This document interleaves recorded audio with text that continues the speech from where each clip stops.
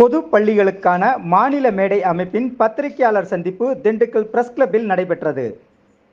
தேசிய கல்விக் கொள்கை 2020 முழுமையடைந்தால் அரசின் முழு கட்டுப்பாட்டில் பல்கலைக்கழகம் இயங்காது என திண்டுக்கல்லில் கல்வியாளர் பிரின்ஸ் கஜேந்திரபாபு பேட்டி.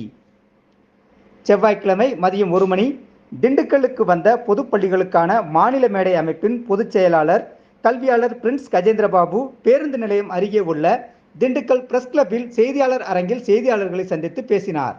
அப்போது அவர் பேசுகையில், 10 ஆண்டுகளாக பிரதமர் மோடி தலைமையிலான பாஜக அரசு எந்த அளவு நாட்டை பின்னுக்கு இழுக்க முடியுமோ அந்த அளவுக்கு பின்னுக்கு தள்ளி இழுத்துள்ளது. 2000 ஆண்டில் இந்தியாவில் நேரிட்ட பொருளாதார நெருக்கடியை இந்தியா சந்தித்த போது கம்பீரமாக எழுந்து நின்றது. காரணம், வங்கிகள், இன்சூரன்ஸ் உள்ளிட்டவை பொதுத்துறையாக இருந்தது. தற்போது LIC உட்பட பொதுத்துறை தனியாருக்கு தாரை வார்க்கப்படுகிறது. தனியாருக்கு தாரை வார்ப்பதன் மூலம் அங்கு இடஒதுக்கீடு சாத்தியப்படுமா என்ற கேள்வி எழுந்துள்ளது. மோடி அதை பற்றி கவலைப்படவில்லை. தேசிய கல்விக் கொள்கை 2020-2030ற்குள் முழுமை அடைய வேண்டும் என்று சொல்லப்படுகிறது. அதுபடி நடந்துவிட்டால் இந்தியாவில் உள்ள அரசின் முழு பொறுப்பில் இயங்கும் பல்கலைக்கழகங்கள் அரசின் கட்டுப்பாட்டில் இயங்காது. இதை நான் பாஜகவினருடன் விவாதிக்க தயாராக இருக்கிறேன். மத்திய அரசின் கீழ் இயங்கும் நவோதயா, கேந்திரியா வித்யாலயா பள்ளிகளில் பாகுபாடு உள்ளது. இது இந்திய அரசியலமைப்பின் பிரிவு 14 கற்றல் வாய்ப்பு சமம் என்பதற்கு எதிராக உள்ளது என சாடினார். மேலும் இந்தியா கூட்டணிக்கு தாங்கள் ஆதரவளிப்பதாகவும் பொதுமக்கள் இந்தியா கூட்டணிக்கு ஆதரவளித்து வாக்களிக்க வேண்டும் என வேண்டுகோள் விடுத்தார்.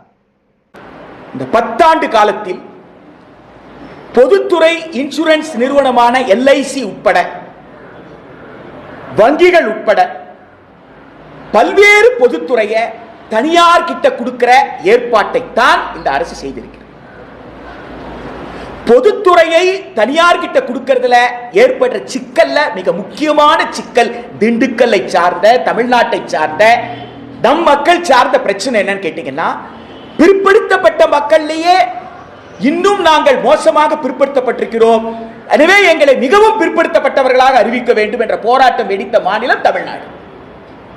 இந்தியால பீகார்ல எக்ஸ்ட்ரீம் பேக்வர்ட்னஸ் ஒரு பிரிவு வச்சிருக்காங்க. இப்படி பல மாநிலங்கள்ல அந்தந்த ஊர்ல இருக்கக்கூடிய சமூக கல்வி பிந்தங்களுக்குள்ளான சமூகங்களுக்கு இடஒதுக்கீடு என்பது ஏற்பாடு செய்யப்பட்டிருக்கு. பொதுத்துறை தனியாரிடம் போய்விட்டால் இடஒதுக்கீட்டு சாத்தியப்படுமா? திரு மோடி அவர்கள் அதை பற்றி கவலைப்படவே இல்லை. அவர் நான் இடஒதுக்கீட்டெல்லாம் நான் ஒன்னும் கை வைக்கவே இல்லை அப்படின்னு சொல்றாரு. பொதுத்துறையே இல்லைன்னு சொன்னா இடஒதுக்கீட்டை எங்க சாத்தியப்படுத்த போறீங்க? அம்பானி நடத்துற கம்பெனியில இடஒதுக்கீட்டு சாத்தியப்பட முடியுமா? அதானி நடத்துற கம்பெனியில இடஒதுக்கீட்டு சாத்தியப்படுமா என்று மிக முக்கியமான கேள்வி எழுகிறது.